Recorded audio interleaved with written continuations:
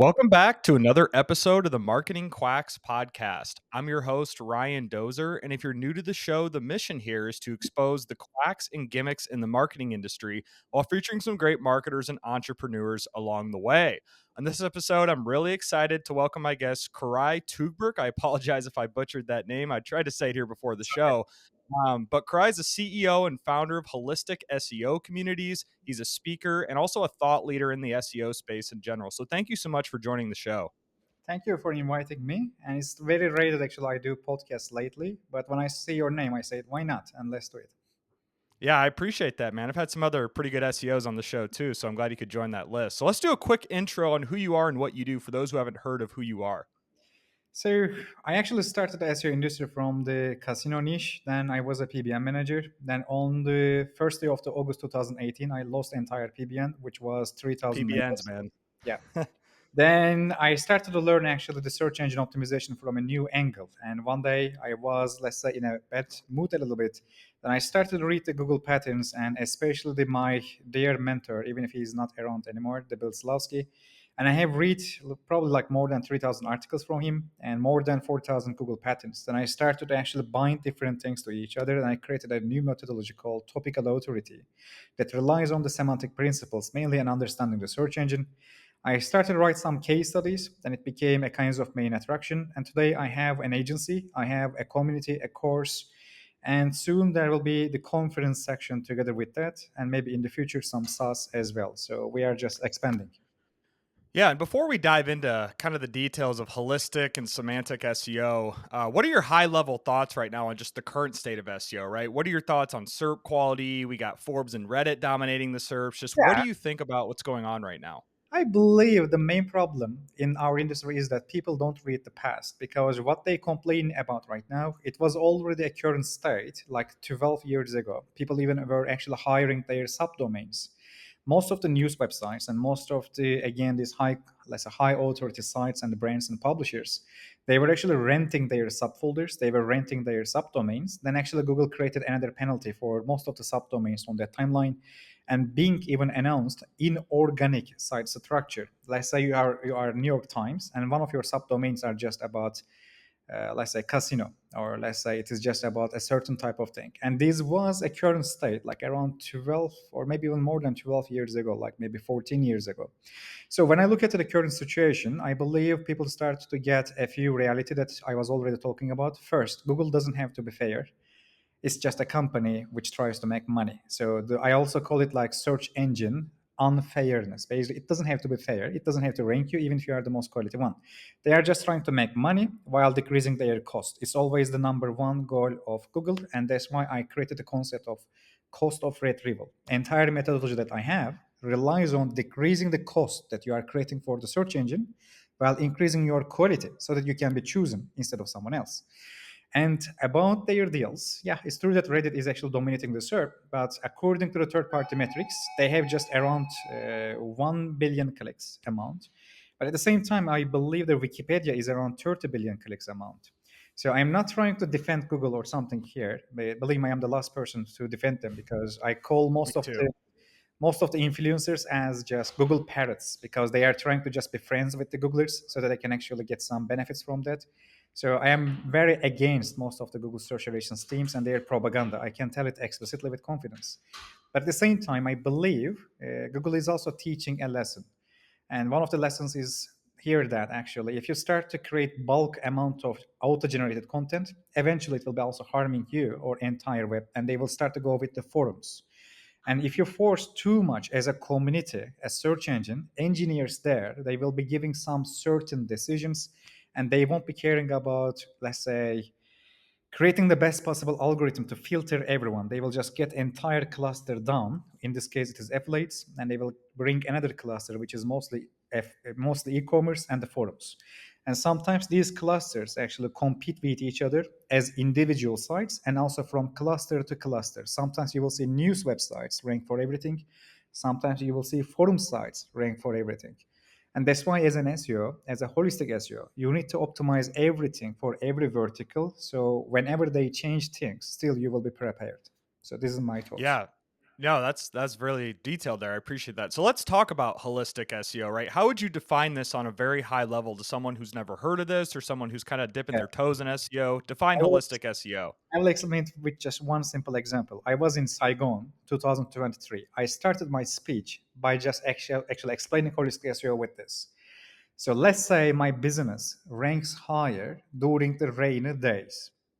Then I will pray to the rain god to rank higher. So when it comes to ranking, if it helps you to rank, just do it. Don't discriminate like black hat SEO, white hat SEO, or legal SEO, not legal. I don't care.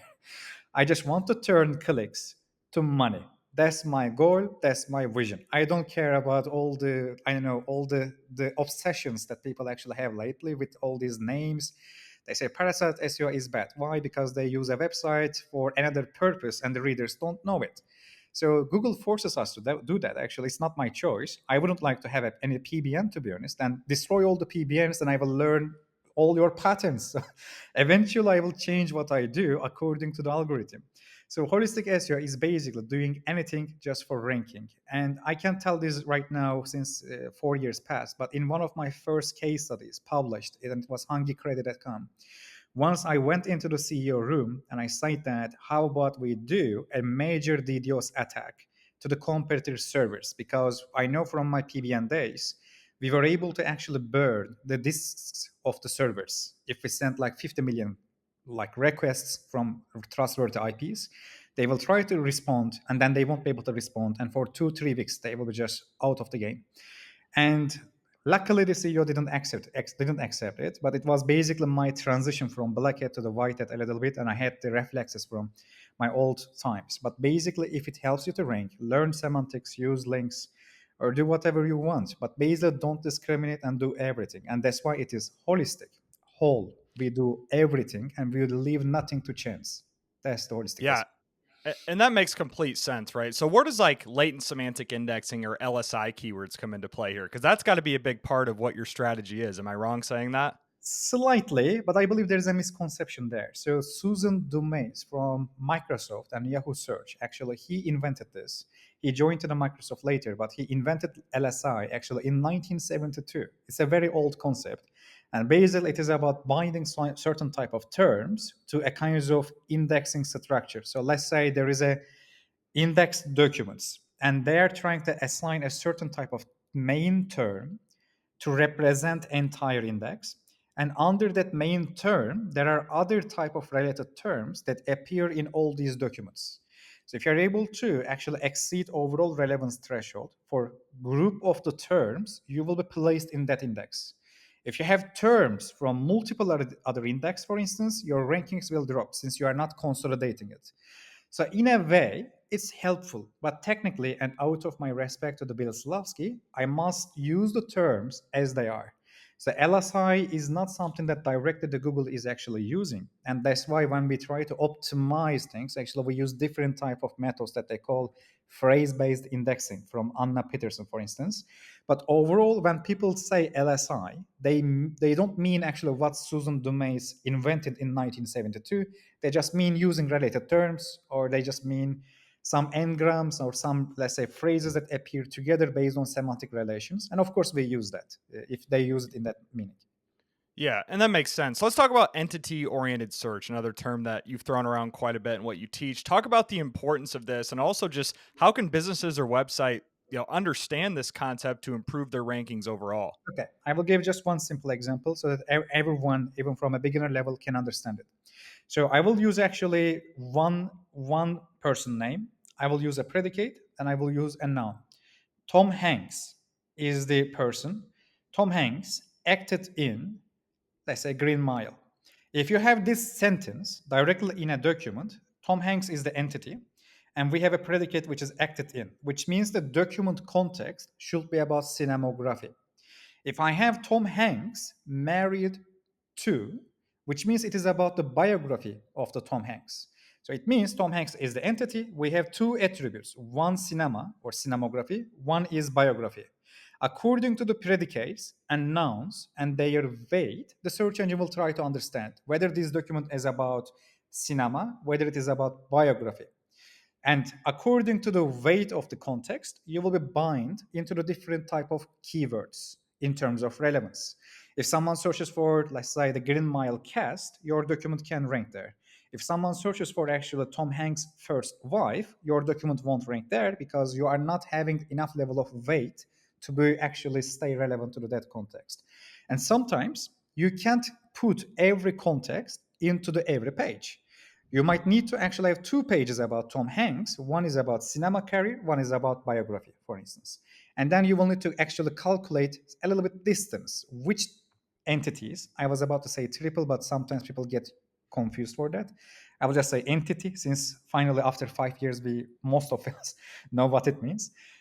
And sometimes you will need to adjust just these entities and how you can actually order them in the page and how, what type of predicates you should be using. So simply you are actually just constructing a skeleton with just certain, let's say, semantic connections, and then you give it to the search engine so that they can actually calculate your relevance.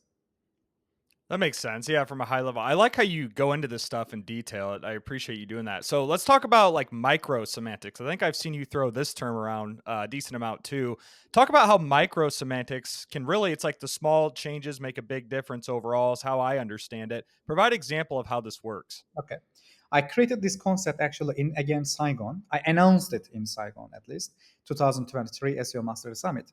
And I have given one simple example there. I will give you two sentences, and in two sentences, in both of them, I will say the same thing, but relevance will be different.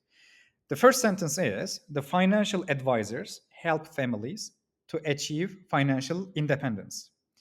Now I will change the sentence a little bit. The financial independence can be achieved by families through financial advisors or by consulting to financial advisors. Both sentences say the same thing actually. So it means they are helpful on the same level.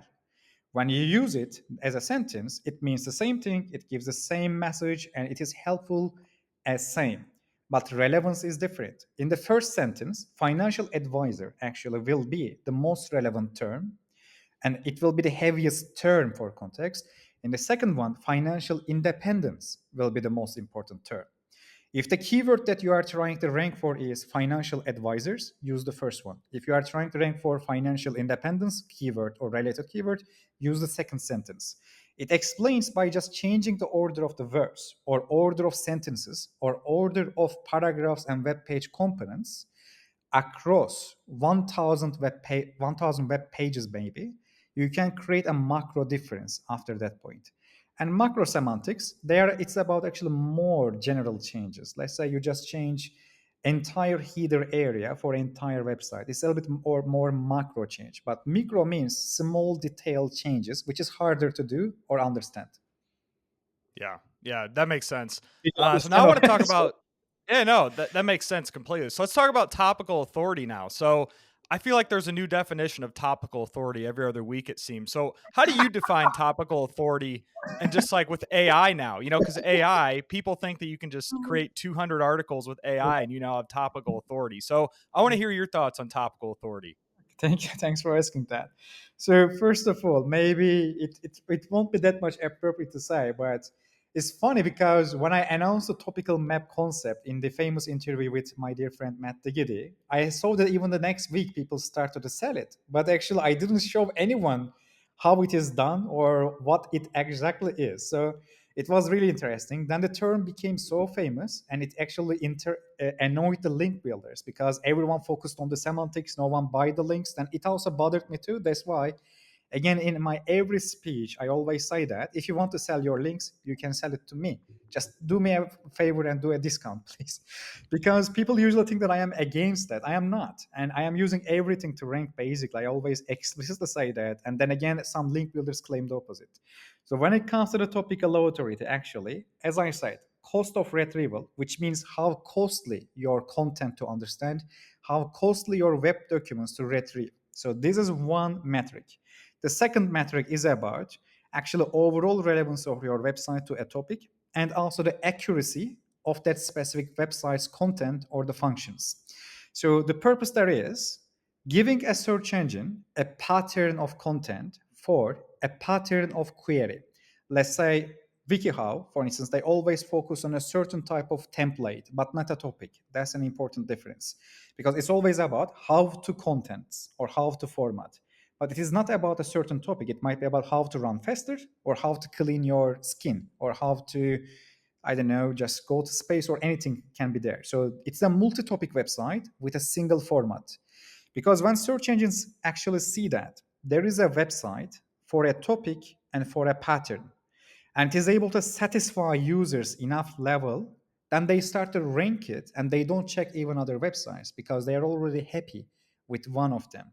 So if I use it in a single sentence, the topical authority is about covering a topic according to the relevance configuration and relevance optimization, but by providing lower cost and higher accuracy. In the accuracy section, it's not just about factuality of the content. It is also about functionality of your document. If I am searching for credit card application, and if you don't have any application form on the page, search engine will eliminate me. It's not about your relevance only. You should have the functionality on the page as well. And it is not against link building or something, but it just tries to explain that even if you have a low page rank, a low DR website, still you will be able to actually rank, but it will take probably longer time since the search engine will need to understand your content, test your content, and through the time, they will actually need to trust you. And we call this historical data. Thanks to the Google API leak, people started to focus on actual user behaviors on the SERP one more time, not just click, also selection, copy paste, or let's say query per second, or there are lots of metrics that Google actually can follow on a search engine result page. And whenever you click something, they get it and they put it into the query log session. And whenever your documents overall have positive signals for certain type of topics, they start to actually increase your authority and you start to rank higher for Google News, Google Discover, and Google Search overall. The historical data is also one of the components there. So even if you publish the most quality content directly today, it won't rank directly. The search engine will need to check and trust you through the time.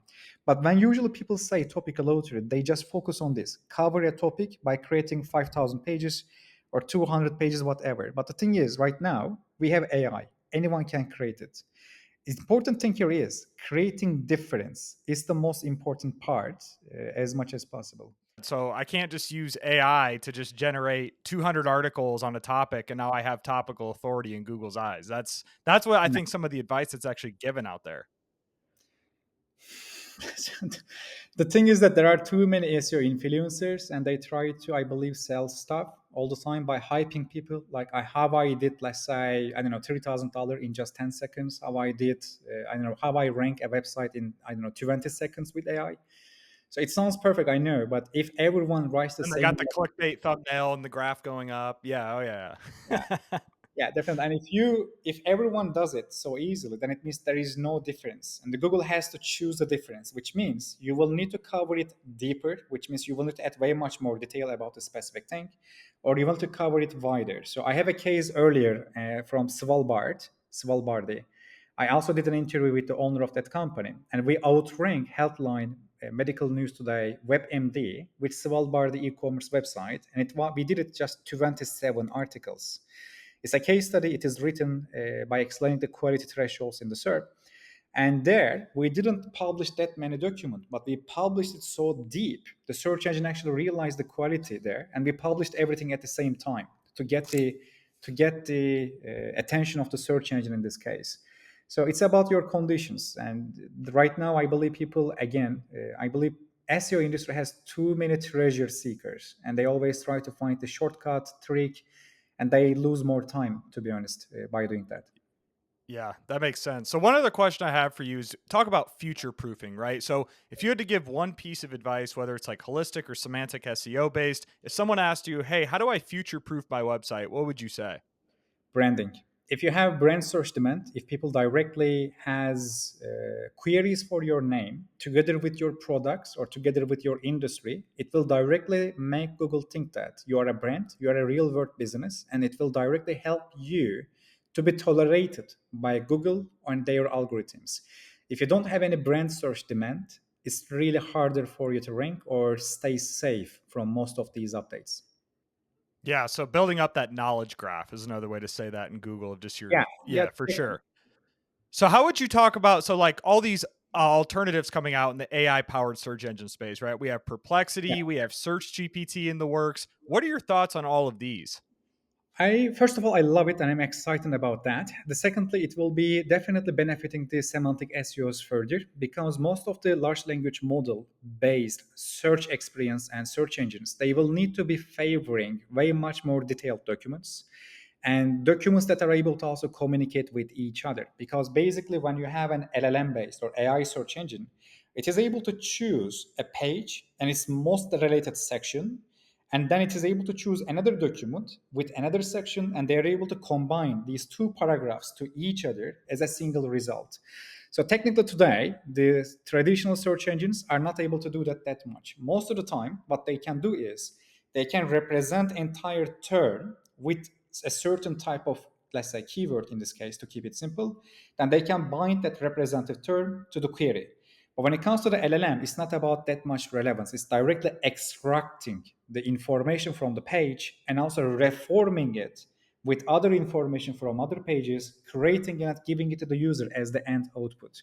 And usually I give this example for there to explain it from a practical example. Let's say you're a website about debt consolidation and someone searches for debt consolidation for teachers, debt consolidation for farmers, debt consolidation for other 3,000 occupations. In this case, most of the time, the most websites don't have even any mention of these actually specific occupations, or they don't have a relevance to these occupations. But if you are creating a semantically optimized website with different pages, you can actually find the most optimum place to mention these related occupations to create a kind of anchor with the search. When I search for debt consolidation for the veteran, I can get different pages because directly there are already published documents for that, there are already queries for that, and search engine creates an index for group of queries. But when it comes to the queries without that much of a search demand, plus too long queries, because in AI search, people are writing keywords or questions that are longer than maybe 20 words. Since it is possible, Google can't handle it that much. But AI search or beyond traditional search, they are able to actually parse 20-word keywords or 20-word query into the pieces, and they're able to retrieve documents from different contexts. They're able to choose the document sections and curate all of them together. This is usually called retrieval augmentation, basically, or RAG, retrieval augmentation generation, or retrieval augmented generation, sorry. And basically, it is a little bit harder, but it will create an advantage for you to publishing more document and to get more attention from most of these future generation search engines. Just one rule: always remember while you are optimizing for AI, you might be de-optimizing for traditional search. And the real mastery comes from finding the balance and protecting the site for both angles. Traditional search mostly will be about representing and ranking the document. AI search will be mostly about being able to create a relevance for every type of combination of the phrase, which might make you to write way longer or annotate these relevances way more granular, detailed pages. It might be tiring, but with UI, UX design, and page rank, you will be able to do that eventually. Yeah, and same with CRO and monetization, right? I think that loses track when people try to optimize for something like AI powered search. CRO or monetizing often gets thrown in the back burner because people are all more concerned about vanity metrics, to be quite honest. Yeah, definitely. So I want to hear now, do you mind sharing what you use for your AI and SEO tool stack? If you could just I list some of would the be tools that you happy. use regularly. Of course, but first I need to tell that, and sometimes people start to laugh for that. But I always tell my trainees and 35,000 people in my communities, I always say that first I use my brain. It's the best tool ever you can have. It has more than 100 billions of neurons, and none of the AI tool can give it to you. So, secondly, if I have to use something, technically I don't. I use Ahrefs, SEMrush, of course, but I use them for just getting the keywords, nothing else. Even most of their features, I don't use that much. To be honest, I use them for reporting to the, let's say the Yeah, and project. it's all third-party data. I think that's important for people to understand is they're just scraping sites and it's third party. You Definitely. gotta look at these with a grain of salt. Yeah, and also another thing is that if you use any AI content auditor or AI content creator, the biggest problem is that they just check what is already ranking on the SERP and they just give you an analysis for that. But technically, when you use Topical Authority, you have to go beyond what already exists on the SERP. Search engine doesn't need another website that tells the same exact thing. You just need to go beyond it to change the SERP or to give the search engine a new option. And in this case, I will suggest one tool, and it will be, I believe, helpful for you, especially if you're a beginner or medium level, and it is InfraNodus. This tool is actually designed by ex-Googlers, and also it is not funded by anyone. InfraNodus is actually a text graphic analysis technology, and right now they created an also a Chrome extension, and you can analyze directly Google search. You can analyze the content on the web pages, and you can connect different type of components of a document to each other, and you can create a better knowledge representation thanks to that. But still, I must tell that do not depend on these tools, but just use it for faster progress. And another thing is, I also created like 45 agents, GPT agents, to help people in my community. And you can find them from GPT store actually by searching my name. You can also use them as well.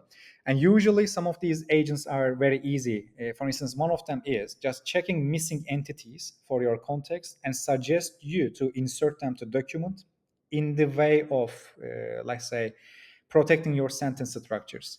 Another one is mainly for showing you which words you should be bolding to create the relevance, let's say. Another one is for, again, for turning your passive voice sentences to active voice sometimes. Another one is for analyzing your sentiments or creating perspectives or experiences, or there are different agents there. I don't want to use complicated things like let's say meta discourse auditor, etc. No need for them for this podcast. So there are many simple very simple to use agents there. You can also check them. But besides that, AI started to become a capitalization technology. There are many influencers and their angle is this: I got the money from the investor and I have to sell the company. And to sell the company, I need to bring the monthly revenue and annual revenue to here so that I can go to the next investor. So as long as this is the angle, don't trust these tools that much. Unfortunately, most of the AI ventures, not just SEO, most of it is hype. It's hype marketing, unfortunately. And but there are some good ones, of course, too. For instance, scaled AI. It's not for SEO, but it is valued like $14 billion. All their only job is just labeling data for Nvidia, for Cisco. They just get the data. They can get data even from this podcast, and they label it and they give it to all these global AI companies. So there are really well-functioning companies too, but most of the time it's just same tool, and there is a tool inflation with different designs. So I believe we will be able to differentiate them soon.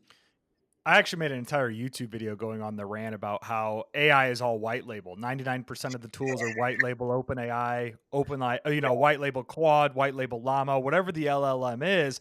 I also made another video about how AI can't create. Do you believe AI can create? Because I think that AI just remixes and repurposes what already exists versus actually creating something original. It's exactly true because mathematically, when you have any output from a large language model, it just gives you coordinates of the verse. It just knows which coordinate can come after which coordinate. And in this case, they just actually scan all the document with a language model. Then actually they see that after the word bridge, we can have the word, let's say, exit. Or after the word London, we can also have the word bridge for London Bridge, for instance. Once they take these mathematical coordinates and mathematical patterns, they just repeat it according to your input. It can't create something new, but it can help people to create something new by giving them ideas or by helping them to process the existing information faster. Yeah, for sure. So I want to talk about marketing quacks now. This is the Marketing Quacks podcast after all. So let's stick on the topic of SEO. What do you think is a quack in SEO, or how would you define a quack, or what makes your kind of blood boil when you see things on the internet with people talking about SEO? For my Turkish style English, could you define what quack means for me? Does it mean Yeah, something? so fraud, right? Fraud, gimmick, people like that. I believe there are too many imposters, unfortunately. Imposter, that's another good one. Because the thing is that SEO is not regulated, and there is no university for it or license. It's not like lawyers, so not everyone can do lawyership, right? You can't be an attorney just tomorrow. You have Right. to pass the exams, but there is no such a thing in SEO or overall marketing. And SEO also has this black box of algorithms, and it also creates some conveniency for most of these myths. I believe that you can use still at certain level you can use CTR manipulation, but most of the services don't work. Most of them just trying to charge you. Again, I appreciate you and thank you to everyone for listening to this episode of the Marketing Quacks podcast. Be sure to tune in again next time.